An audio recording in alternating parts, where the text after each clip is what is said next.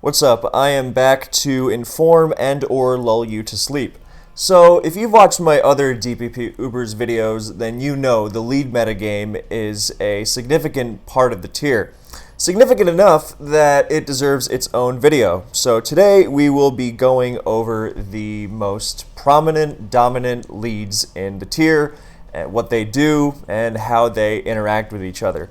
Now, this is going to require two little caveats at the beginning. Number one, this is not going to include every lead that has the slightest possible niche in the tier. You know, I love Ariados, but it is not really worth mentioning. We are only going to go over the leads you are going to be facing if you play this tier on a regular basis. The Hariyama you see, that's a rare exception, but that's because it's genuinely good, whereas the other options are generally markedly inferior. Number two, the lead metagame is important, yes, but whether or not you can handle a lead does not just depend on your lead Pokemon. And this applies to more than just DPP Ubers, of course. It also depends on the rest of your team. You should have a plan for every common lead. If your lead can't handle it, you should be able to deal with it somehow. That way, you do not leave entire games up to chance, saying, "Oh, well, I really hope I don't face this lead, or I'm really in trouble, or I won't be able to win the game." If that's what's happening, you need to fix the team. That's not the fault of the tier. So now that we have those out of the way, let's get into it. So we're starting off with Deoxys Speed, of course, because it is the DPP Ubers lead metagame. Cannot stress enough how important this thing is. If this thing reliably gets rocks and spikes on your team, then fix it. Now, I should maybe rephrase that. If it reliably gets rocks and spikes on your team and you can't deal with it. Some teams, like teams that have a bunch of spikes immunities, then, the spike doesn't really bother them that much. Or if they have a reliable plan to spin, which basically means, using some sort of T-tar to pursue Giratina and then somehow pulling a spin off. So it's very difficult, but that's just an example. You have to be able to deal with a Deoxys Speed somehow. Either you limit it to one layer, or because it's very difficult to prevent it from getting at least one layer of something, and if it wants to, downright impossible. So you have to be able to deal with it somehow, both with your team and with your play. If you have the tools, but you just throw your Pokemon around and take damage where you don't need to, then you might wind up losing to it anyway. So it's something you have to be very much aware of. But the basic idea of Deoxys Speed is that it has rocks and spikes, and it's the fastest Pokemon in the game, so it's pretty good at getting them down. It also has Taunt, so you can't exactly set up alongside it reliably, and then it's got pretty much every move it could ask for. Before anyone says, "Hey, why don't you use something like Mental Herb or Magic Coat to help with other taunts," then they don't work like that in Gen 4. They only got buffed like that in Gen 5. So, the old standard Deoxys Speed was Spikes, Stealth Rock, Taunt, and then a filler like E-Speed or Shadow Ball for other Dio speeds, and just max speed and max HP or special attack or whatever. And that was the standard set when DPP was the current gen. However, that has not been used for a while, mainly because it was so dominant with this standard Sash set that the entire metagame revolved around it. It was very much a victim of its own success, because you'll notice every other lead, well, almost every other lead on this list is able to deal with Sash DOS in some way, because its frailty can be abused. You knock it down to the Sash, and then you pick it off with priority. T-tar doesn't care about the Sash. And it's generally a lot easier to get use out of Deoxys when it's not relying on the Sash, because when you have other items, then you are more well-equipped against the rest of the metagame, and that's going to try and beat your standard Sash set, and and you are more useful in general because, surprise, surprise, max speed on the fastest Pokemon in the game can be kind of overkill. You should have a plan for other Deoxys speed, like running Shadow Ball, but generally, Sash DOS has not been used for a long time. And we're going to get into why that's relevant later on, but the general, like the standard Sash DOS, you have to have a plan for. If with your team, if not necessarily your lead, as is the case with Kyogre Leads, but we'll get to that later. Now, so the standard Dio sets are generally, well, they're still Stealth Rock and Spikes, of course, but they like to run other items. Colbur is really, and they like to run a lot of bulk. For example, the most standard is an 8 max HP, of course, and then you run Special Defense in order to survive a non-boosted Rayquaza Draco Meteor. That way you are, because you generally think, oh, DOS seems like a pretty frail poke, but with investment, then you are going to be able to survive quite a few moves in the lead slot. Like, for example, that big, strong Draco Meteor. And that lets you keep going even in the face of, even without your Sash. So you want those rocks, you want those spikes, and it's generally a good idea to preserve Deoxys if you can, because it's so fast. If you manage to double switch it in later, then you can get that layer of spikes. I had a video recently where this was the case. So even if you do face that, priority lead, like that Giratina or that Rayquaza, then you can still potentially get the second layer out of it. But of course, then there's the part where they might predict you switching out, so you got to be careful. But that's the whole idea of Deoxys.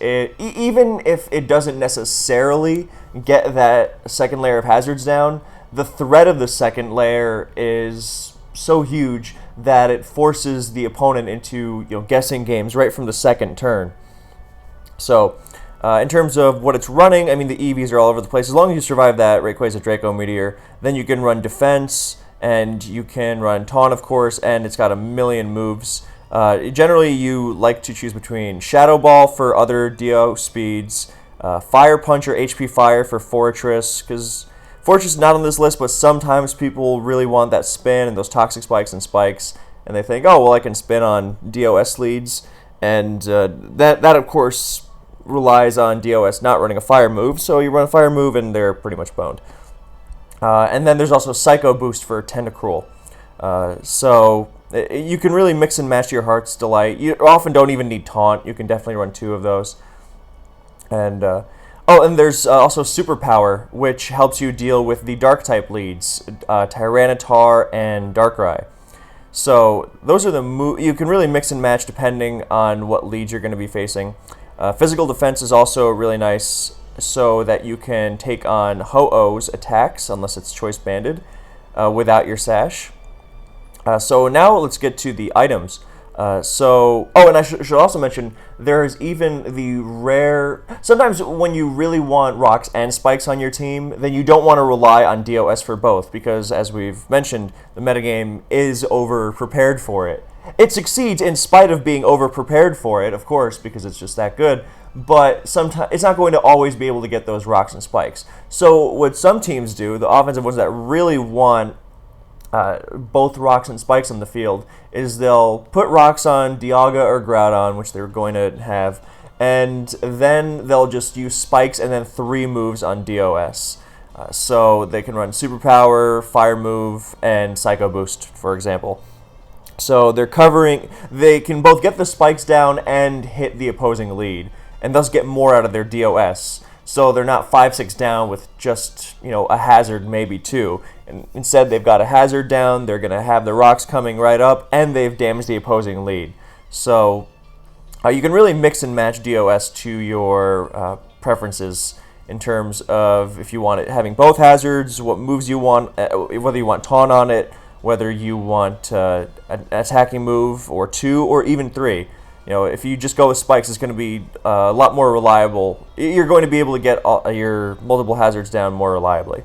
So that's DOS. As for items, generally the most popular nowadays is Colbur Berry, because it neuters Tyranitar just completely dusting you, because you can EV to live Crunch, but they mostly run Payback, and it's pretty much impossible to EV to live that. At least without giving up your ability to live Rayquaza's Draco Meteor. So generally Colbur is what most people prefer. And Colbur is also nice because it means that it's a little bit of a buffer against Darkrai, but it's mostly just for the T-Tar. And T-Tar is a big enough deal to where you are willing to do that, because T-Tar leads are really popular. So Colbur is really good, but I also wanted to mention Lumberry, because the only way to truly stop Sash Deoxys speed, or max speed Deoxys speed, let's say, because it outspeeds everything. The only way to truly do that is with Scarf Darkrai, because DOS outruns, and I should mention that the EVs you can play with, you can run basically no speed. Even with no speed and a neutral nature, then you're still going to outrun literally everything you're going to face that isn't another Deoxys. So you can just totally max out Bulk. I really like doing that. You can invest Bulk to outrun Scarfers. Like no one's going to run a Scarf lead Kyogre, but you can ensure that they can't lead Scarf Kyogre and OHKO you before you get anything down. You can outrun Scarf Palkia in case you're trying to come back in later in the game. So Scarf Darkrai is the only Scarfer that is going to be seen in the lead slot that actually beats DOS. I guess there's also technically Shaman Sky, who is not seen here for good reason, who can try to flinch it out, but Darkrai is a lot better, a lot more reliable. So it'll outrun and Dark Void DO speed, and it's one of the most popular anti-DOS leads. And it's just a great Pokemon in general. And with Lum, you shrug off that Dark Void and you get up your rocks or your spikes, or you can taunt it if you want, if you're that bold. And then it has to switch out, and then you get up your rocks unencumbered. So Lum is also really nice. I do enjoy that one quite a bit. So Lum and Colbur are generally your options. And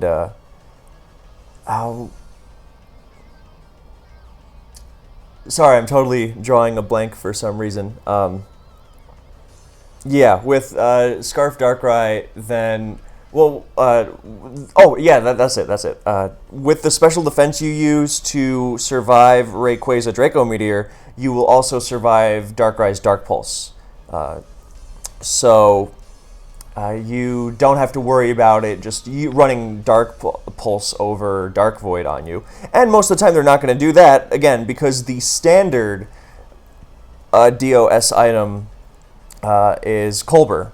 So, Dark Pulsing into that is generally not ideal, because you just let it get up. I mean, you can if you really want, if you just want to preserve that Dark Void for later, but they're going to switch out, and then they're going to sack it again later. So unless you're really trying to Dark Pulse the DOS on the first turn and then predict it again later and then get your Dark Void off, unless you're prepared to do that, then generally they're going to Dark Void. They can also, trick, I suppose. That would at least stop them from getting anything down if they taunt, but yeah, so generally Lum is an underappreciated option. So finally, I have to mention Scarf DOS, and if that sounds like overkill, it's not for it outruns and gets up spikes on Darkrai guaranteed, and then it Dark Voids, and you have great sleep fodder. But the reason why Scarf DOS is good is because of Trick, which lets you ruin other DOS leads. Far better than trying to win a taunt speed tie, which is gross. But instead, you can just trick something and get your hazards down. I'll get your spikes down. Again, you don't want to try to get up rocks with this. And this way, you ruin a lot of anti-DOS stuff. You ruin Tentacruel for sure, and you are going to completely ruin opposing DOS and Deoxys attack too, because you're going to live a Shadow Ball, because you're going to get their Sash. So it's generally a good poke to have. And the nice thing about it is that even if your whole trick thing doesn't work out, you're still getting your spikes down and outsourcing rocks elsewhere. So you are still reliably playing like a regular Sash lead DOS. It's just that the option of tricking your Scarf gives you the option to get around some of your would-be answers. So that's another example of how DOS really just can kind of do anything it wants. Like those are the standard options I just went over, like the Colbert, the Lum, the offensive with special attack investment for Psycho boosting Tentacruels and whatnot. Those are just the tips of the iceberg. You can really customize it to whatever you want to do. Like, for example, I like Roat Berry because the 12.5% chip on a special attacker that's KOing it, like a Kyogre, I think that's really cool. So you can really mix and match to do whatever you'd like. So there's also the dual screens lead, which is ancient and generally not good. It's mostly seen on Mew Pass nonsense, but that's I just had to pay that lip service. So yeah, if there's something you can conceive on DOS, then you can probably make it work. So I mean, test it obviously, but yeah. So that's DOS for you, and yeah, it defines everything, and in spite of everyone being overprepared for it, it still manages to succeed. And I'm sure if you wanted to run Sash DOS, it would still be fine. It would just not be nearly as effective because every lead is, in fact, prepared for it. So here we go on to lead number 2. So the way this is organized is first row we have the Sash, or sorry, not the Sash, the Hazard leads. And then the second row, we have the prevention or punishment leads. So, and that also works for the third one as well. So, yeah, now we go into the second hazard lead, which is Tentacruel. So, EVs, again, flexible. Icy Wind can be Ice Beam if you want to run max special attack. But generally, Tentacruel likes to run bulk for things like Giratina Origin and Rayquaza E-Speed. I don't have the EVs off the top of my head, but I believe I showed them in my video on my UPL games, and I did some calcing there, and they get the job done. You can again, if I don't show EVs for something in a video, then you are more than welcome to hit the calc and see what it is yourself, because also, even if I do show EVs, I might be wrong. I've done that before where I forget that something has hidden power IVs or something. It's like, oh well, that throws the entire spread and the calc's out of whack. So generally a good idea to double check. So it's also a good way of just understanding the tier more. That way you are not encountering the scenario for the first time when you play the game, because you have already calced, oh, well, I'm going to be facing this, so I know what I should be doing here. So, Tentacruel, Speed EVs, great speed tier, and this is to naturally outspeed Rayquaza, which you don't need if you have Icy Wind, but you do need if you have Ice Beam. And then the bulk, so you can definitely go lower and still have it be really bulky. I mean, feasibly, you could run a modest Tentacruel and still outrun a ton of stuff in the lead slot. Generally, you will not want to do too low because you want to get up those T-Spikes on Mew, who is also not going to be running max speed. But generally, I mean, you could also just do max and be like, well, I want a speed tie and try to get a spin-off against Palkia or something. But generally, Tentacruel is fairly flexible. Lum or Sash, it used to run Sash, but now it generally runs Lum. Sash, is probably fine again because people are starting to, or have been teching for it. Because Tentacruel is definitely, I know some people don't think it's such a big addition, but it really is. It really, and the reason is that its whole reason for existence is, number one, Toxic Spikes are great in DPP Ubers. That could get its own video. It probably will. Well, I just added that to the list. And number two, it has spin, and it can spin on the Dio speed fairly easily, because DOS's standard moves, I mean, unless it runs Psycho Boost, which it often does not, then it's fairly helpless against Tentacruel. So you can just spam spin and then get T-Spikes down. Like, even if it taunts you, you can just ensure either it taunts you and you don't get T-Spikes down, or it sets up its hazards and you get T-Spikes down. And those are going to hit something. Two things generally, at least. Two big things. Kyogres, Groudons, Palkias, Mewtwo's, all that. So, And yeah, Ice Beam is also. I think people should probably start running Ice Beam again. Icy Wind is the default, but Ice Beam lets you actually pressure Giratina Origin, so I would definitely encourage more people to do that. As Icy Wind kind of tickles it, whereas Icy Wind tickles it, and Ice Beam can actually make it uncomfortable, especially with rocks down. So that way you get mid-game use out of Tentacruel, because that speed is just so cool. And the natural bulk for shrugging off Kyogre once can be great, because then you get a spin-off. So again, bulk EVs, speed EVs, whatever you like. Can be Ice Beam. I don't know why that's... Oh, I missed it. Okay. So yeah, this is Tenna, spin on DOS, and most DOA you can generally get a layer down on. They usually don't run Psycho Boost either. So you can also get layer up on Mew. You get T-Spikes down on Tenna. You get T-Spikes and a Hydro off on Tenna. With Lum, you get hazards up on Darkrai, get them up on Giratina. You handle Rayquaza pretty decently. T-Spikes on Kyogre. Mewtwo generally starts running Psychic. But yeah, Tentacruel is really reliable. I mean, when Deoxys Speed tricks it at Scarf, then it still will have use later on. Matter of fact, and one of the best things Tentacruel does, as opposed to a T-Spike setter like Forretress, is that it picks up T-Spikes on entry.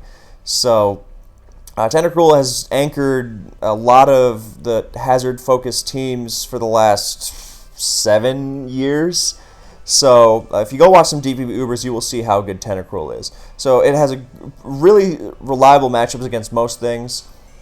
Gets those T-Spikes down. Makes teams that generally have to be a lot more aware of what Tentacruel is going to do, because it's rare that you can outright stop it. I mean, you can definitely punish Tentacruel. You can hit it hard while it gets its T-Spikes down, and you can maybe even get up rocks and prevent it from spinning, but you can't do both reliably. It's going to T-Spike, it's going to threaten to spin, it's going to chunk something, and it's going to do its job.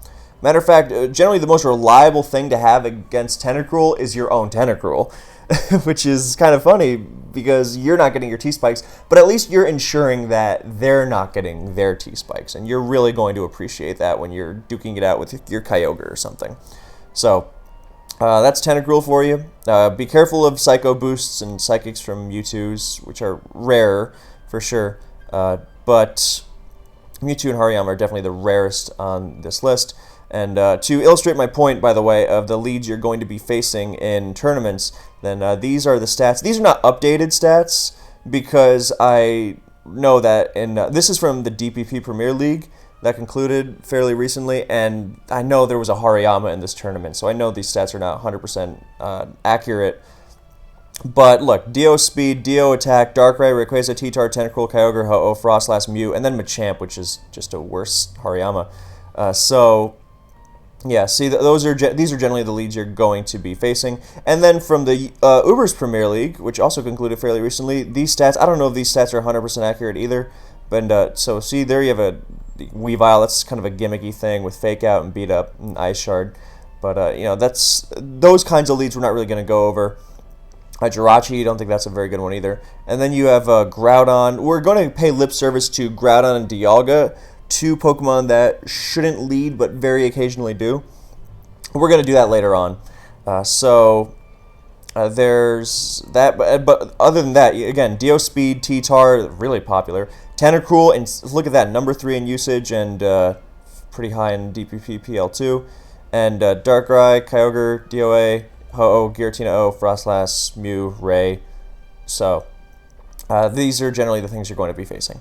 So that's Tentacruel for you, whether you bulk or speed or whatever. T-Spikes are good on all sorts of teams. Making sure you're not affected by T-Spikes is also amazing. And if you pair it with a Scarftar, like I love to do, then you could potentially even remove Giratina O's, especially if you run Invested Ice Beam, and then you can actually get the spin off. And that's a huge advantage because spinning is incredibly difficult in DPP Ubers. So, speaking of spinning, we have Frostlast as a very cool lead. Now, Frostlast is really hindered by the fact that it loses hard to a lot of leads. Whereas Dio Speed and Tentacruel, they have great lead matchups against nearly everything, then Frostlast is a lot more extreme in that it loses its bad matchups way harder. Like Dio Speed, even when it loses a matchup, it still gets, it generally still gets something out of it, and then a little something more. Like even when it faces a T-Tar, you can generally spike twice, or rocks and spikes, or hazard and then break sash, things like that.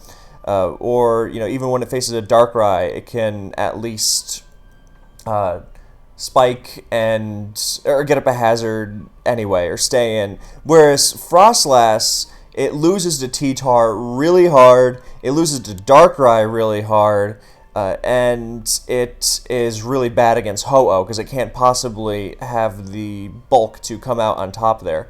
So, however, what Frostlast does do is it really shines in its good matchups. Because with Icy Wind and Shadow Ball, you are slamming Dio Speed because you will lower its speed and then you threaten to knock it out with the Shadow Ball, and thus if it hazards, then it hasn't taunted you and you can get your spikes down. And if it taunts you, then it hasn't gotten its own hazards down. So it's really cool. Now you can also drop your own taunt for Ice Shard just to have that extra bit of priority.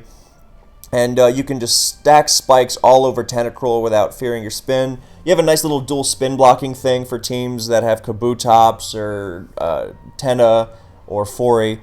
So you don't have to risk your Giratina O all the time.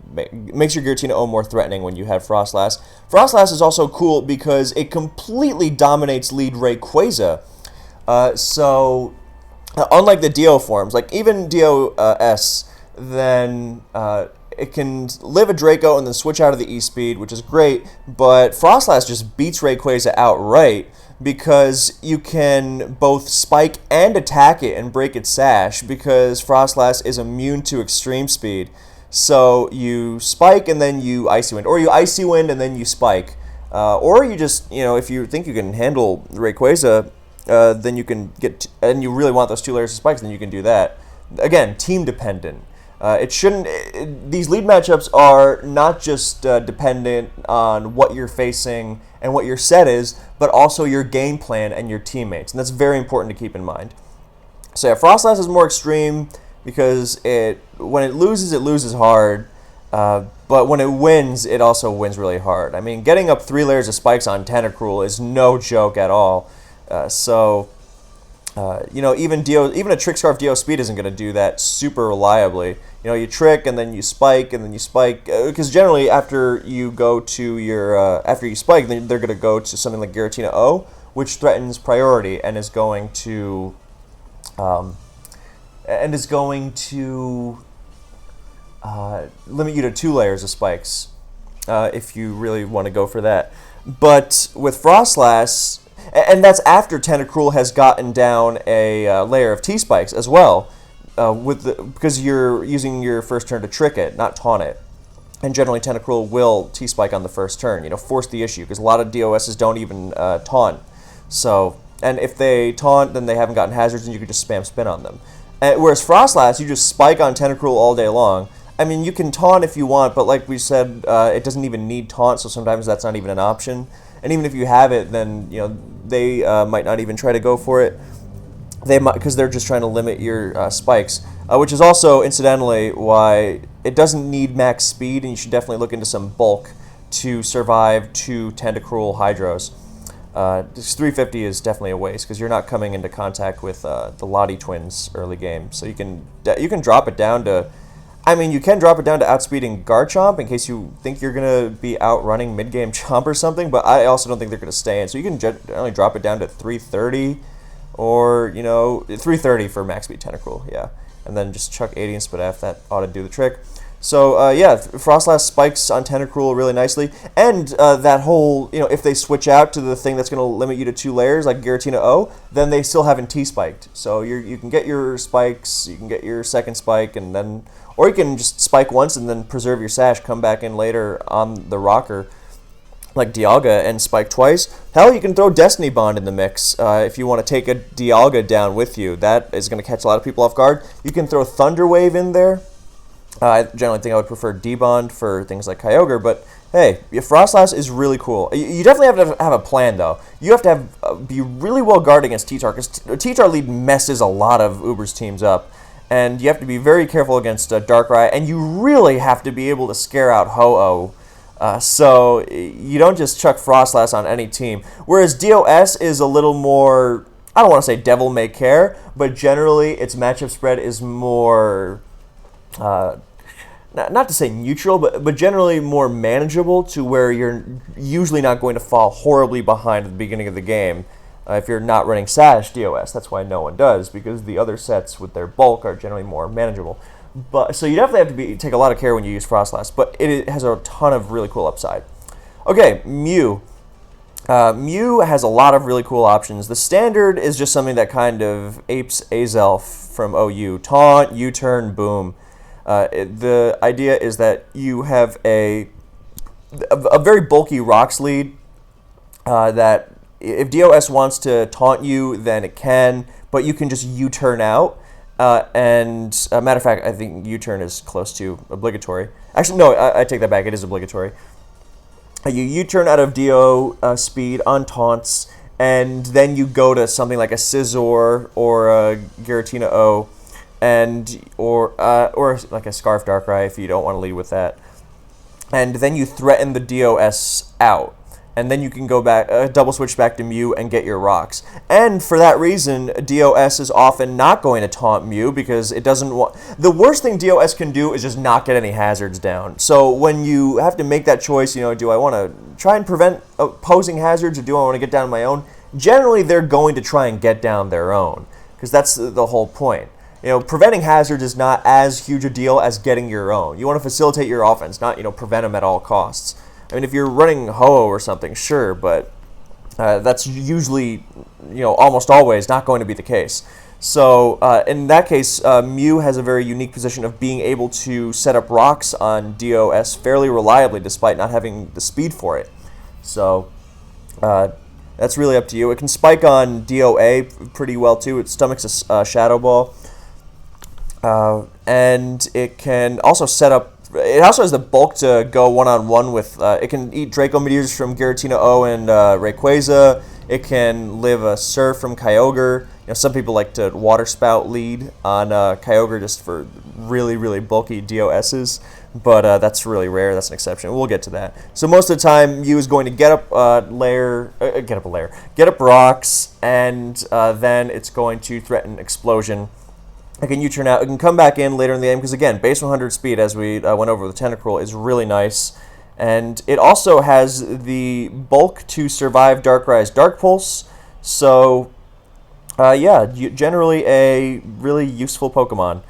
And I don't have the EVs off the top of my head. Again, I went over those in my video for the UPL games I had. Others, Taunt, Explosion. Taunt can honestly feel like a waste sometimes.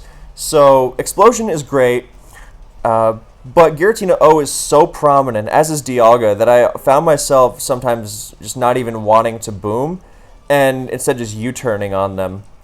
So that's something you can do, especially because a lot of people treat Mew's standard set as kind of like free spins for Fori and such, so I really like Fireblast on it. You can also run Psychic, because that way I think that one's probably more reliable because Fortress is more niche and Tentacruel is everywhere. So generally you will like Psychic because otherwise Tentacruel is just going to stuff you completely. So I would generally go with this set for the most part. So that's that, and...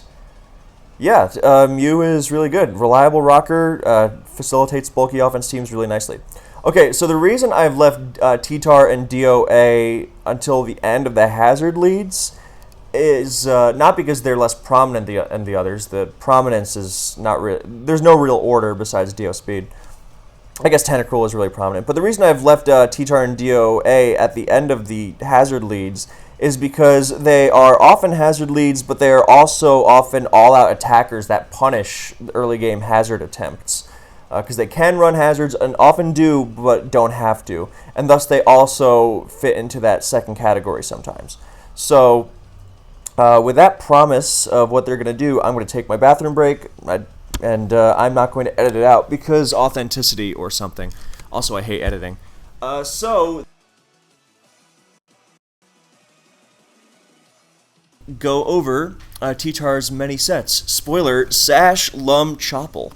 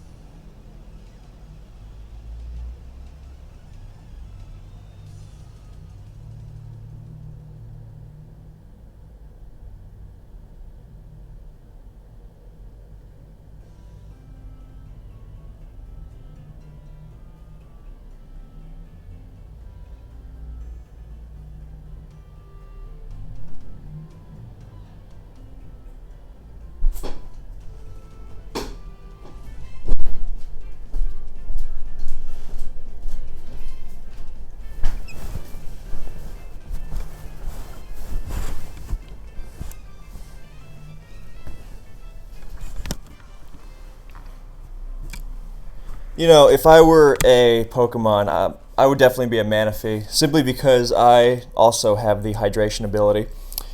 And hydration is really great. It's just such an important thing to do. We should all take our cue from Manaphy and rest up and be hydrated.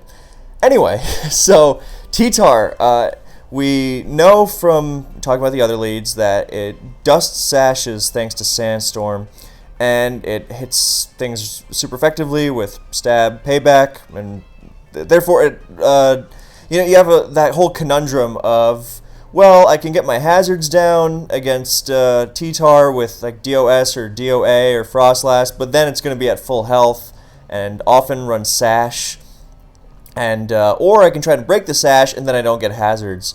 And there's not really a great universal answer. You know, both are not great, so it depends again on your team. It's what you got to be prepared for. It's why Colbert DOS is so popular, because T-Tar has such a good matchup spread, and continues to have continues to have that good matchup spread, and it's so important to be able to run DOS without having this super easy counter lead option available. So that's why Colbert is so popular. And T-Tar, of course, gets its own rocks up pretty reliably. You know, being able to get up your own rocks and maintain your Sash, or, you know, generally you'll just pay back DOS right away. But you can, with the popularity of Colbert, then generally more and more people are getting up rocks. That way you at least have something of your own going. And rocks are, of course, the most important hazard. So that way you're hitting everything. So even if DOS gets up 2 layers, you'll still have your Sash. If it gets up a layer and breaks your Sash, at least it's only 1 layer, and you have your rocks, no matter what. So that's more and more popular nowadays. But against things like Frostlast, DOA, you generally just attack.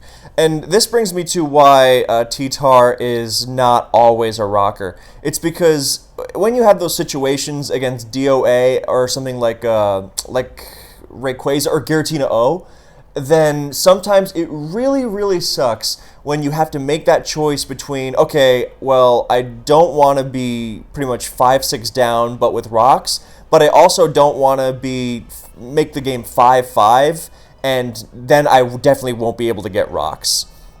So, and you know, whether you attack, if they're attacking you, they kind of force that situation. Neither one is fun. And generally, I really like double rocks teams in OU, but not as much in Ubers. I mean, not to say it's a bad idea, because movesets can be really flexible, but if you're not prepared to do that, then I would definitely consider, at least if you're running Sash, then T-Tar can definitely run 4 attacks really effectively. And matter of fact, the improved coverage helps you out. I mean, when you have a Sash Tar, then just getting rocks on something like Kyogre is really good, obviously. But when you have to make that choice between rocks and bringing the opposing lead down, then it can be really rough. So with the fast pace of the tier, a lot of people will choose, you know what, I'll just give up the rocks. And, you know, that's fair, especially if you've got a bunch of Draco Meteor Bombers hanging out afterwards, but it's still not a fun choice to make at all. Suddenly you're missing your KOs because Dialga switched in and survived Latios with 5%, and it's just generally not fun. But T-Tar has a lot of good options. It has superpower because that's another reason why T-Tar is a great lead, because it threatens the hell out of Darkrai. That's another reason why Lum T-Tar is really popular, because it often doesn't need a sash. It only really needs sash, because with max HP, then you can survive even things like Rayquaza Brick Break. I mean, barely. You need a lot of bulk, but still, T-Tar is really bulky. So you're going to be slower than Kyogre. So that's really cool, because that means you can switch to something like Dialga, and Kyogre is A, getting chip for 6.25% if it stays in, and B, Dialga is not taking rain boosted damage. So being able to start the game with sand instead of the rain that Kyogre likes is really nice, even if you don't stay in. So that's another reason why Lum is really popular. And Lum letting you get up rocks, or superpower if you want to take Darkrai out right away, is really nice. And then of course there's Fireblast to keep Fortress out of your face. Generally less valuable nowadays, because no one smart is going to try and pull that. And you can also throw Pursuit in there if you want mid-game use out of your T-Tar for a Lottie Twin, if you want to trap Giratina O right away. And you can also just get up rocks. So this is generally a reliable setup for T-Tar. You know, you run Adamant, you can Payback. Hell, you can run Stone Edge, because Ho-Oh lead is really popular now. Yes, continue watching. So, yeah, and that way you actually bring Ray down to the sash. So, lots of options for T-Tar. Chople is also really valuable, because you're going to survive Focus Blast from Darkrai. You're going to survive Focus Blast from Darkrai with Sand, but without the sash, then you're not going to survive DOA's, what's it called? Superpower, yeah. So, generally, a lot of people will like sash on the bulkier rocks T-Tars. And I actually might be totally mixing. I'm going to double check just in case I said something unbelievably stupid about the Ray thing. But Chople also gives you insurance against Ray's Brick Break. And, yeah, but superpower DOA is a big deal. And since T-Tar so often runs Lum, then Smart Darkrai... Okay, yeah, that's... even 0 HP. Okay, it wasn't crazy. But it gives you insurance there. But yeah, the Smart Darkrai is not going to try and... Well, I mean, it does try to Dark Void T-Tar sometimes, because it also commonly runs Sash. So it is a guessing game. But it's not always going to Dark Void it because of Lum. So sometimes it might just go right for Focus Blast. Chople softens that more, so your T-Tar isn't basically dead. But it's really so that you have the bulky T-Tar and you still are able to handle DOA's superpower. You know, and if you want to just rocks and then switch out of the DOA that has -1 attack, that's also fair. Generally better on the bulky Chople Tar than on the... that's what's really nice about Chople Tar. It lets you eat that first attack, like from Rayquaza or something, and you're still going to have more than half health afterwards, or less than half against DOA, but you're still going to be healthy enough to do something like take on Latios or soften up a Draco Meteor later on.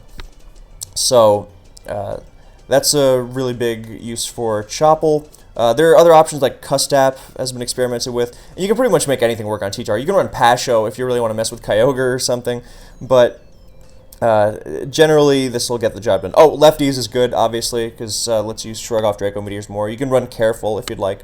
Remember, if you're running Stone Edge to deal with Ho-Oh, remember that you're not going to beat Rayquaza one-on-one. You're going to bring it down to the Sash, because Rayquaza has Airlock, so it is not affected by Sand. So that is that. So yeah, T-Tar is a great... Again, it's kind of like Frostlast in that to get the most out of it, you really got to be conscious of your teammates. Whereas with DOS, for example, the counter example, that you can just kind of like throw down your hazards and be like, all right, Draco time.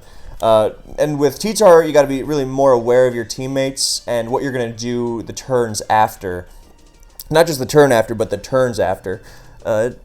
Because that makes... that way you're not going to... You know what you're going to be doing. You're not going to try and figure out, oh, well, you know, do I pay back the DOA and lose my rocker? Or, you know...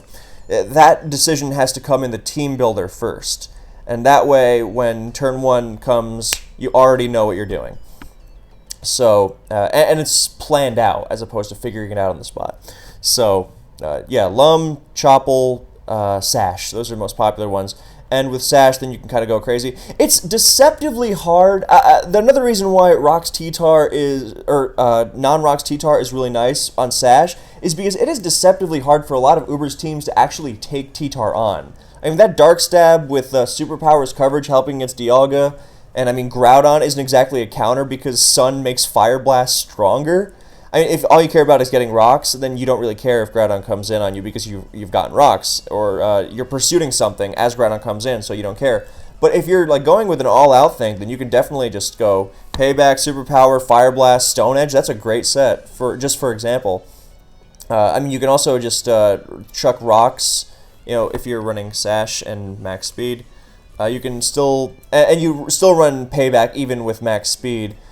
Because you are going to be slower than pretty much everything else. But you want max speed to get the jump on like support Dialgas and things like that. And with max speed you're still going to be, well, I guess you could crunch theoretically.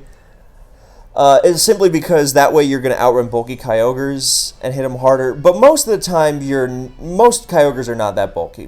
Even like bulkier Kyogres are generally going to run enough outspeed simply to outrun max speed T-Tar. So you generally want Payback, especially because in Gen 4, Payback doubles damage on the switch too. So this changed in Gen 5, but Payback hits really hard in Gen 4, so it's almost always the superior option. So you can run Stone Edge if you want to just be all out attacking and not focusing on rocks.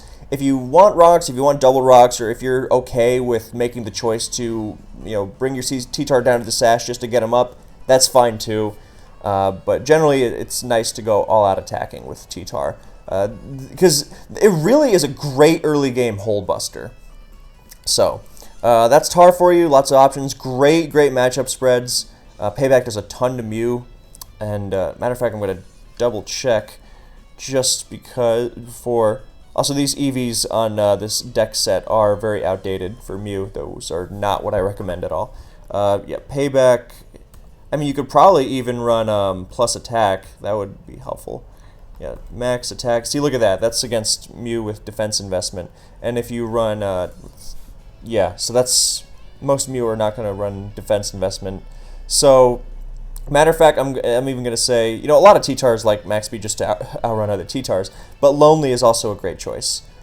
You're still going to be outrunning a lot. You're still going to be outrunning the slow base 90s, the support Dialgas and Groudons. So, yeah, this is a great set as well. T-Tar can do it all, as always. So, next up, DOA.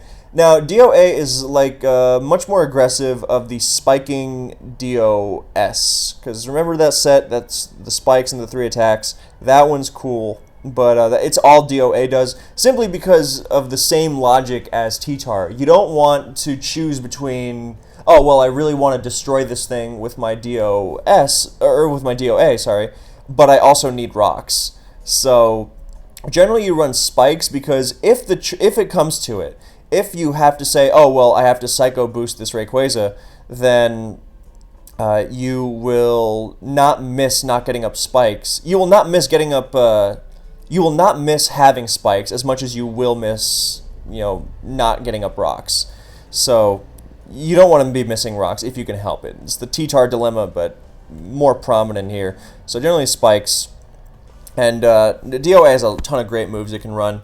You can run, I really like Psycho Boost because of Tentacruels, and just the neutral damage is so nice in general for things like Giratina and Kyogre, rather than trying to mess around with coverage. Shadow Ball, great for Deoxys, generally like Rash, and lots of speed, just to hit everything really hard. Yes, Frostlast also beats this, but yes, Shadow Ball, good for Mew, Superpower brings T-Tar down at least.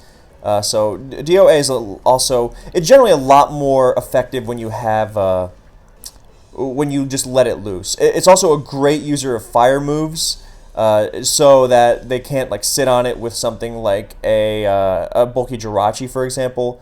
Again, it's hard to fit everything you want on DOA. You want that superpower for Darkrai and such. Well, Darkrai too, but I was going to say Dialga. But yeah, it's just a great Pokemon. You can its E-speeds are really nice. You can go all out physical if you want, just so you really are maxing out those E-speeds. You know, it's tough to find coverage for it, but generally a really nice poke. And yeah, you can get spikes because sometimes Tentacruels are going to run because they don't want to just get Psycho boosted and die. Because Tentacruel can EV itself to live most DOS's Psycho boost, but certainly not DOA's. And then you can just spike on the switch with DOA and then keep pummeling on.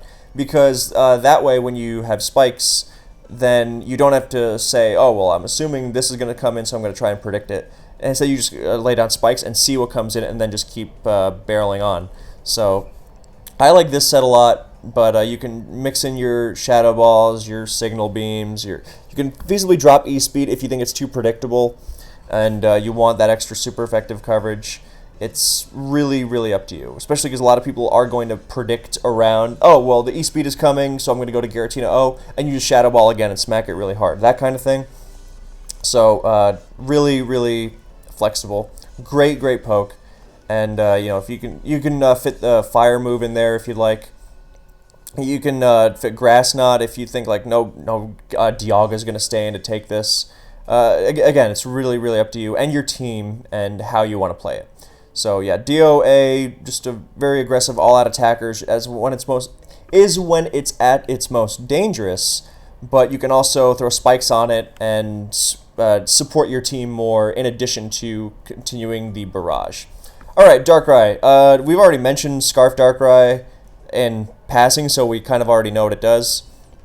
And what's cool about Scarf Darkrai is that even when you face a Tentacruel lead and it's going to get the T-Spike down, you can, if you're willing to part with your Scarf, which most teams should be able to, then you trick it, you get its Lum, and then you get to Dark Void something else. So Scarf Darkrai is great because it's a great lead and it's a great mid-game and even late-game Pokemon. So you already know what its lead matchups are. You Dark Void most stuff. You trick against a lot.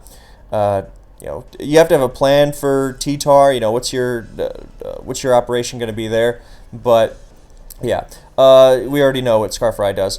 I also want to highlight the less seen but still very good non-Scarf lead Darkrai. It will generally run Chople because that lets it beat T-Tar one-on-one.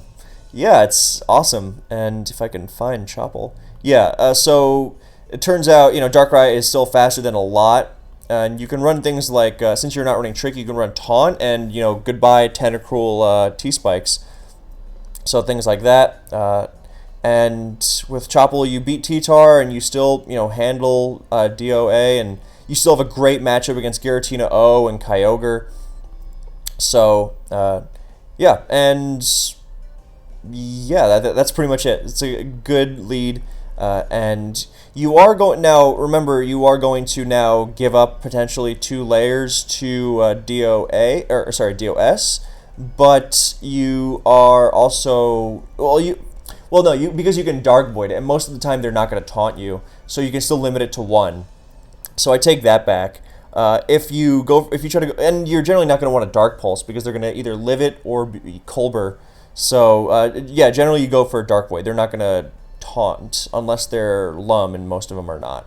So I mean, it's really up to you how you want to play that. But yeah, Taunt doesn't have to be Taunt, by the way. It can also be Thunder Wave. T-Wave is a great move on Darkrai. If they want to switch into a Scarfer afterwards, then after you've slept something, then it's just vicious. So, also generally nice to have, the thing about Darkrai is that it loses really hard to a lot of Ho-Oh leads, but, or most Ho-Oh leads, but I mean, hey, everything has its weak spots, so, non-Scarf Darkrai is a really underappreciated lead, and it should get seen more, so I wanted to mention that. Alright, Giratina O is fairly simple. If you've played DPP Ubers at all, or even just watched some games, then you know what this thing does. It does Draco Meteor, Shadow Sneak, and then 2 of, like, a gajillion other moves. Sometimes it doesn't Draco Meteor, but in the lead slot, you want to be bringing Deoxys Speed into range of your Shadow Sneak, so you use it. EVs can be fast. They can be, you know, both offenses. I really like Max Attack, Max Special Attack. I think it's so cool Giratina can use those. But it's really up to you. You can make it fast. Generally, it is a good idea to outspeed. Actually, no, it might be a better idea to underspeed T-Tar so its payback does less. tough to say. If you have Will-O-Wisp, then maybe, then it can Lum, but generally Giratina also has a lot of bulk, so you can bulk it out. That was just an off-the-cuff idea. I don't recommend that. I generally do recommend making it faster, because, again, base 90 jumps. An underrated move on Giratina O leads is Stone Edge, because Ho-Oh, as we'll get to, is a pain, and being able to remove it is really, really good. And normally it would just dominate Giratina O one-on-one. I mean, the other option is Outrage, which is also good. Draco Outrage is great. Last is like EQ or HP Fire, Thunder, Will-O-Wisp, whatever you want. But Outrage, if not Stone Edge, then Outrage. I would recommend that, because running a Giratina O that doesn't deal with Ho-Oh lead is just unnecessarily making your life harder. And generally, Outrage has a lot of great general use, because you have a -2 Giratina O from Draco, and then you still have a big Grisius or boosted Dragon Stab. So, yeah, Giratina O is simple. You Draco most things, and then finish them off before they can get a second layer. And I generally do prefer Earthquake on this thing, and a lot of attack EVs. Simply because Draco Meteor, most of your physical moves you're mostly using physical moves, and you just need enough on Draco, to hit Groudon's hard as well, so you're going to need some. But generally a lot of physical, I prefer a physical lean on this kind of guy. Lonely Rash really depends. Can run Brave if you really want. But generally you like all the physical investment, especially because then with a good prediction, a lot of teams are going to go to they're going to go to Dialga on your Shadow Sneak to try and Draco you after. And if you can EQ that on the switch, that's a really big deal. I believe we mentioned that earlier in this video, and it's killer. But, just having that big EQ for Dialga in general is really nice. And that Outrage for Ho-Oh, so... yeah, great lead, can do a million things, because Giratina O is amazing, and it just happens to extend nicely to the lead slot. So... you will notice that most of these leads are offensively geared, and Giratina O is kind of the exception. Well, a Tentacruel features on a lot of semi-stallish teams. Like a lot of spiking teams, like Sun teams with Heatran, they do like, what's it called? Trickscarf Dio S lead, like there was the Jabaku team, the August team, the Flamethrower team. But generally, these are more offensively geared leads, because that's how Ubers is. Not to say that a stall team couldn't use like a Scarf Darkrai lead, but generally they're more offensive. And Giratina O can fit on offense, but it also features on stall very prominently as a lead, simply because a lot of stall pokes like Groudon, they are not really geared towards this anti-DOS lead metagame. They take things at a slower pace. But these stall teams also feature Giratina O because it spin blocks, and it has priority and offensive presence, and it just does a million things. And it also happens to have a great lead matchup, so they often lead with it by default. So there's that. So this is one of the pokes that can be a good stall lead. So EVs, again, up to you. Hit the calc, see what you like. Yeah, so Giratina O. Now, Rayquaza is like the more offensively extreme version of Giratina O, because it doesn't have that mid-game utility that Giratina O has, but it hits really, really hard, and matter of fact, honestly, I don't even know why it runs plus speed anymore. I don't think it's really necessary. You're not really running into timid Kyogres and such, because this thing does not have mid-game utility, like, at all. It's really hard to make use of it, so I would definitely recommend Rash and just really make sure you pummel DOS. You'll really mess up their calcs. I think that's underrated. I think I wanted to bring one, but I didn't because there weren't enough games. But if I were to use one, then I would definitely go plus special attack. And engaging in speed tie wars can be silly anyway, and that extra power is really nice. So yeah, here's Draco Fireblast E-Speed. It's pretty simple. You E-Speed things that aren't Frostlast, and you Draco Meteor everything else. And fun fact, actually, another thing I want to recommend on Ray is instead of Brick Break, you run Outrage. Again, because Ho is a big deal, and I'm saving Ho over close to the last because it's so cool. And but it's also really tough to deal with. So again, in a similar spirit to Giratina O, then I definitely recommend Outrage. And matter of fact, I don't even think you need max speed. You can run down to this. You can run 40 attack, because this outruns max speed, base 90s. You could feasibly go a lot lower too if you really wanted more attack. I don't think you need to, but yeah, it'll help. So, and the reason is, hey, well, without Brick Break, do you want to just Outrage T-Tar? And then remember, Airlock. That means not only does Ray not get affected by sand, but it also means that that T-Tar does not get the Spit F boost. So without the Spit F boost, T-Tar doesn't take Draco Meteor particularly well. So you can just Draco it. And yeah, so that's something else to consider. And then you can go from there. Another thing to consider is running Lum on Ray. I definitely don't recommend Life Orb, though. That's a waste. But Lum lets you get the jump on Darkrai. And, this extra special attack is really nice for Tentacruel leads as well, in addition to DOS. And Mew as well. So, Lum lets you get the jump on Darkrai, which is really nice. And most of the time, you're not going to need your Sash, because you outrun Giratina O. I guess Giratina O could run plus speed in the lead slot, but normally it's not going to. It needs power. I would not recommend that. So you generally will not need. The only thing you're really going to need a Sash for is Kyogre and the very rare Mewtwo. And, there's a lot of Kyogres running around at the time of this video, so, if that's your thing, then sure. But if you want to be secure against Darkrai, then you're generally going to be fine not sashing, especially because, as we've established, T-Tar does not run Stone Edge very often. I think this T-Tar set is the underrated one, because too many teams rely on T-Tar as their rocker. You are going to be worse against, like, Psycho boosting Giratina, or not Giratina, DOA, so Sash is generally a nice, safe option, but it's something to consider, because a lot of DOAs don't even run Psycho Boost. They run, like, Grass Knot or Fire Move, sometimes Signal Beam. They do sometimes run Ice Beam, admittedly, so you got to be careful about that. But yeah, Lum is definitely a viable option on Ray. But Sash is generally the safe one, because even if Scarfry Dark Voids you and you lose your Sash because of bad dreams, you're already the clock is already ticking for sleep, so you can potentially wake up the next turn as they switch and Draco something, and your odds increase. So you can see. If you want to E-speed it for Chip, that works too, but then you're going to have a harder time waking up, so generally not the most advisable option. But yeah, Ray's really cool. And yeah, and Sash, I mean, it's bulky enough to live, I think, even like max special attack Tentacruel Ice Beam. If you run a minus defense instead of minus special defense. But we're just going to verify that really quick. Yeah, see, Icy Wind, Ice, Beam. Oh, wow. Never mind. Yeah, you're probably going to want to Sash for that. So I still think it's worthwhile as long as people are running Icy Wind and not Ice Beam. But yeah, Sash is definitely the safer option, especially because and also you can just switch to a Sleep Talker if you're so inclined. Like, if you have something like a Sleep Talk Specs Dialga, then you can switch to it on the first turn against a Scarf Darkrai and then Specs Draco something in your sleep. So also look at that plus special attack Draco Meteor against Tentacruel. They're going to have more bulk, but not too much. And, yeah. Alright, Kyogre Lead. This is your standard Kyogre, Garden Variety. You outrun T-Tar. And this is the standard spread.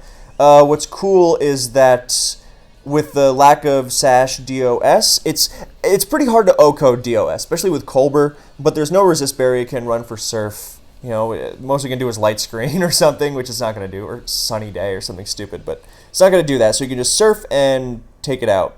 You can run Thunder Wave instead of Thunder Wave, you can run Water Spout if you really want to seal the deal.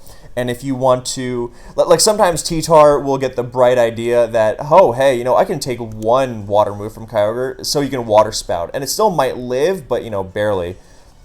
So, if we examine the calcs here,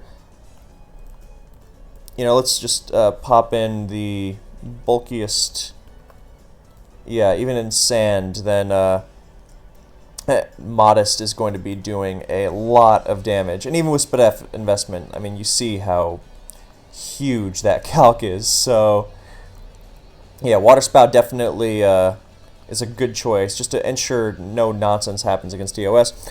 And you can Thunder against DOA and Frostlast, and you do that because that gives you the chance to paralyze them and limit them more.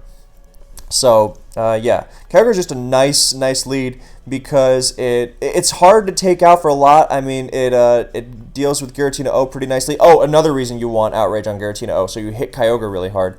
It handles it destroys Darkrai actually with Lum, and handles T-Tar well. And smacks Tentacruel with 2 Thunders. It generally starts the game off on the right foot because it hits everything really hard. And with Water Spout, then if your opponent doesn't damage you very much, then you can punish because most teams' first instinct is going to go to their support Dialga, and it's still going to take Water Spout decently, but not great. And you can T-Wave it, or you can, I don't know why. Yeah, like even Calm Max is going. I mean, that's a pretty nasty chunk from Water Spout, and that's going to really limit its ability to take on hits later in the game. And it has to hit you to break the Water Spout's power, and then it's not getting rocks and all that. So generally a nice option, I think, is underrated. Although T-Wave is great, of course, because it ruins Lottie switch-ins and Palkias. So, up to you. So Kyogre is just a great way to start the game. Has a great matchup against the terrifying Ho-Oh. Yeah, good against, bring Ray down to the sash really nicely. And just good matchup spreads in general. Hard to take down. And, of course, it's a good way to go anti-DOS. So, yeah, Kyogre is fairly simple. You really just lead off with it and attack, and you are naturally matching up well against a lot. Matter of fact, the only real reason I would say that Groudon should be led with is to get rocks up reliably on lead Kyogre. And actually, not even that is really a good idea, because even the Spadef ones are water spouting you for a lot of damage. So, yeah, that's, yeah. Okay, so Kyogre is good, and, I keep thinking, do I need to say more? But no, it's really that simple. Another lead, Kyogre and Ho are very similar leads because their whole thing is really that they just attack, and they do really well against the metagame. And with Ho-Oh, it's different because it kind of, and this is why I'm advocating for Outrage on these guys, is because it can roost and heal up, and it becomes really difficult to deal with once. I mean, it shrugs off regular Draco Meteors already, but once you're at -2 and it roosts, you are really out of luck. So you really want that physical option to hit it with. So, like, the Brick Break Rayquaza lead variant just destroyed by Ho-Oh easily. Because it doesn't need to run a lot of speed. You run, enough for T-Tar and then rest in bulk, and it's really, really bulky. So, the standard used to be Lum. That was the invention of lead Ho-Oh by my buddy Jirachi, because that way you dominate Darkrai. But now, with Deoxy's speed going even, bulkier and bulkier, then you want more power, so you can, bust through and get the... You can OHKO them, or, at least put them in burn range. Someone asked this on another video, so I'll say it now. So it's not that you're relying on the burn necessarily. With Frostlast and DOA, then you don't mind relying on the burn to go through their sashes because they are only getting down a second layer of spikes. And 2 layers of spikes are not that big a deal because they are not nearly as strong as 3. 1 layer, 2 layer, there's hardly a difference most of the time. And what makes Ho-Oh so hard to deal with for a lot of teams is that even once it's past the lead slot, a lot of teams have a hard time KOing Ho-Oh. Simply, Groudon rarely runs Stone Edge, and of course has to deal with a big sun-boosted Sacred Fire before it can even fire one off in most cases. And the whole reason why Ho is such a good lead is not just because of its amazing matchup spread, but the reason it has an amazing matchup spread is because a lot of teams just deal with it by waiting until a Stealth Rock's up, and then, chucking Dialga at it and roaring it out, and it's fine. But without rocks up, it's hard to deal with. Dialga is not a good Ho-Oh answer without rocks up at all. So you just start bludgeoning teams right away, and if they're dropping multiple layers of spikes right away, then even if they chase Ho-Oh out with 2 layers of spikes down, rocks are still not up. And that means Ho-Oh is coming back in later in the game without rocks, and it's going to harass your team again. So you really don't mind giving up 2 layers of spikes at all, especially because oftentimes, what's really going to scare Ho-Oh out more than anything else? Kyogre. That's not a rocker, and you can go to a Lottie Twin, and those are also not affected by spikes. So, and you're already putting a lot of pressure on them in return. So, yes, you do not mind giving up 2 layers of spikes to those guys, even if you don't get the Sacred Fire burn. So, and the rockers in the tier, the most prominent ones are, of course, Dialga and Groudon, and if you're not getting, Ho-Oh can often come in on them. Ho-Oh definitely comes in on Dialga. I mean, Thunder, no, shrugs off with Roost. I mean, even with Para, if you're running Lumberry, not a big deal at all. And, yeah, you, and Groudon also, T-Wave, Lumberry, that whole thing, that's not going to work too often. And they definitely can't come in on Ho-Oh right after the Spiker has gone down, because Ho-Oh would love to just bludgeon them one-on-one and make them choose between getting up rocks or even hitting it. So, yeah, Ho-Oh is great at punishing those Spiker leads. Now, as for DOS, yes, a lot of DOS now run a lot of physical bulk, so that Naked Sacred Fire, even with Burn, is not going to take it out. That's why there are better options than Lum. A smart Darkrai is not going to Dark Void you. Instead, so you can use that, but you can also just Sleep Talk. And so what some people have been doing is running Charcoal or even Choice Band. And that is really nasty because you maintain your... well, first of all, you destroy Kyogre with Brave Bird even more than you already did. So that's really tough. And your Sacred Fires are hitting really hard. And you still have a good matchup against Giratina. You don't Roost as nicely, so it's not ideal. And generally, I personally prefer Charcoal with Roost. Hell, Life Orb with Roost is actually really good. But it's the extra power really lets you. I mean, putting up the extra power on all your moves is great, but the extra power lets you plow through DOS more efficiently and put it in range of Burn.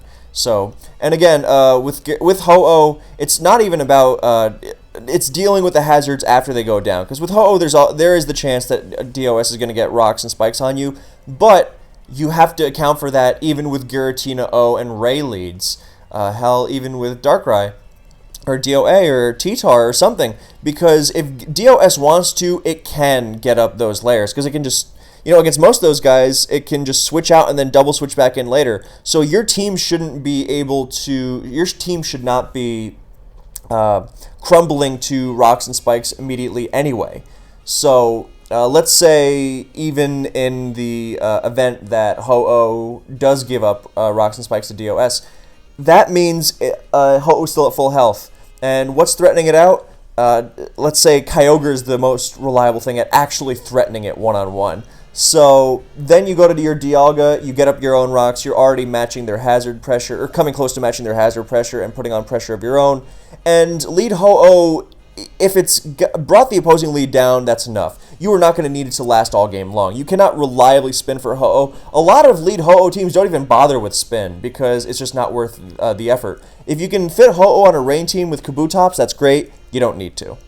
You can just use Ho-Oh as a battering ram leadoff, no differently than lead Rayquaza. You don't spin for lead Rayquaza, and it doesn't have any mid-game utility either. So Ho-Oh is very much the same, and it's just got a great matchup spread and just great at attacking and starting the game off right. If you can get mid-game utility out of it, if you want to build your team around that, it's well worth the effort. Ho-Oh is an absolute monster, but you don't need to.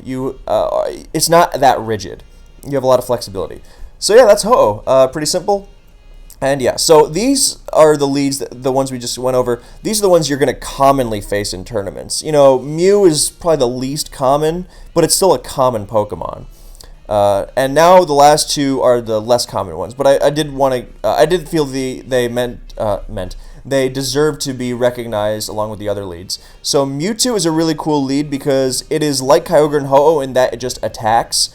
But with Icy Wind and Shadow Ball, it can limit DOAs, or DO speeds, and DO speeds, DO attacks, and Frostlasts, in fact. It can Icy Wind Frostlast before Frostlast can. So, hell, you can even run plus special attack on it and just destroy things. You can run Aura Sphere for T-Tars. You can run a Lum or Colbur, depending on what you want.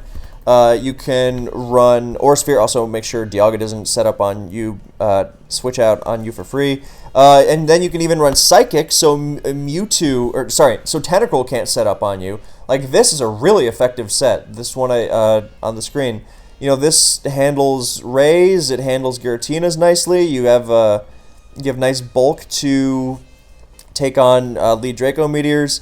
You just go one-on-one with pretty much anything. I think this is a really underrated lead. So, you know, I guess this video is kind of doubling as an underrated sets in the lead metagame kind of thing, which, I mean, go for it. I really hope we see more of these guys. So, yeah, this is a great Pokemon against these leads we're seeing.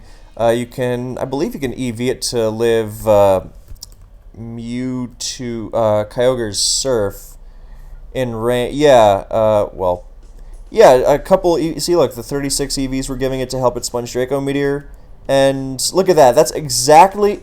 Oh, this is meant to be. When EVs like that work out perfectly, so see, this outruns Frostlast, the speed, you have max special attack, and then the 36 remaining EVs you chuck into Spadef just to survive Giratina Origins and Rayquaza's Draco is better. But that's also what you need to always survive Mewtwo and or Kyogre's Surf. So, I mean, this is a great set, I think, but you can also mess around with other things. You can mess around with Grass Knot, Self-Destruct, you know, Fire moves, Thunder, all sorts of stuff. So, this is just the first one that popped in my head. You also probably will want something like Thunder to deal with Ho-Oh, or Self-Destruct. So, lots of options, mix and match as you like. Thunder also hits Tentacruel really nicely, so Colbur's good, Lum is good. Thunderbolt probably gets the job done in case you don't want to risk against Ho-Oh. But yeah, this is an awesome poke. So yes, that's pretty simple, underrated. And Hariyama. So what makes Hariyama really cool is the way it destroys non-Psycho Boost Deoxys and Darkrai, because with Fake Out and Toxic Orb, then you make yourself immune to sleep, and then you have Guts boosted attacks. And with the two forms of priority, with Fake Out, then Guts boosted Payback, and Guts boosted Bullet Punch, then even Colbur Deoxys is going to get limited to one layer. And with Payback and Bullet Punch, then Frostlast cannot use its normal immunity against you effectively. So this loses pretty hard to lead Ho-Oh, but it has, you know, it's great against Giratina O, great against most of these other guys. Destroys T-Tar, obviously, absolutely destroys it. So, yeah, it's pretty simple. We've seen it on some offensive teams, and I quite like it. So, that's pretty much it. I guess I should mention Ho can also fit on semi-stally stuff, not just bulky offense, but the kind of semi-stally Sun teams. I had one I was messing with that hopefully I'll get to show in a video. Alright, so those are the common leads. We also have to pay lip service to Dialga and Groudon. Groudon it gets up rocks, but it often doesn't get up rocks. Groudon's really cool strength is that it gets up rocks on Giratina O and Rayquaza with Spadef. It's not terrified of Darkrai, and it destroys Tentacruel leads. It OHKOs Tentacruel lead with its Stab Earthquake, and it can get up rocks if it wants. And yeah, so I do think it's worth exploring in that sense at least. But the reason why it's not good against Deoxys Speed is because you can it can taunt and then get up 2 layers of hazards on you because it has so much bulk. So yeah, that's Groudon's main flaw as a lead.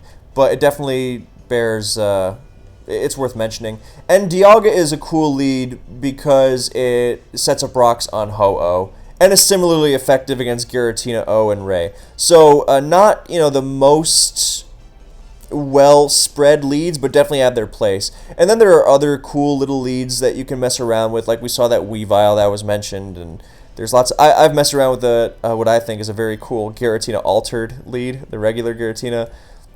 But generally, these are the leads you're going to be facing. Like Shaman Sky, I'm sure, has a place. And if you mess around in OU, like there's technically a place for Infernape, stuff like that. But yeah. Metagross is a pretty good one, too, with Meteor Mash, Bullet Punch, EQ, Boom.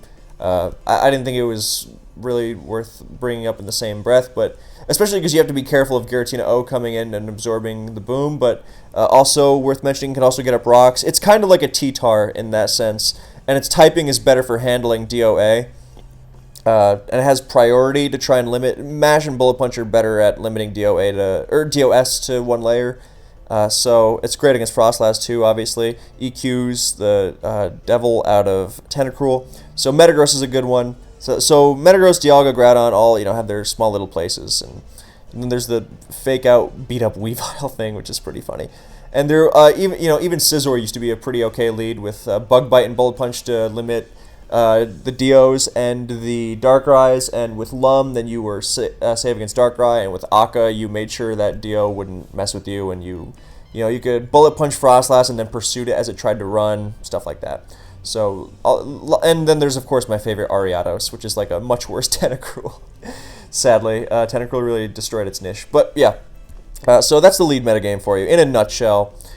So I hope this was enjoyable for even the experienced DPP Ubers among you, and I hope this was helpful for anyone new. So if you're just getting into a tier, I recommend just taking some sample teams and playing. But if you've been playing for a little bit and you want to make your own teams, then I really encourage it. And I hope this video helps you give you some ideas with which you can start figuring out your own team synergies. When you figure out your own team synergies, then you really understand how to play it as best you can, and that's why it's nice. It's good to build your own teams, and this video will hopefully give you an overview. I hope you go out there and mess around more with Mew, or with the 4-attack T-Tar, or that really cool Mewtwo. So, use more Water Spout on Kyogre. Use Outrage on your Giratina O's and your Rayquazas. Use Chopple Darkrai. So, alright. So that's pretty much everything for me. Thank you guys so much for watching. I really hope this was enjoyable for you. And I will catch you next time.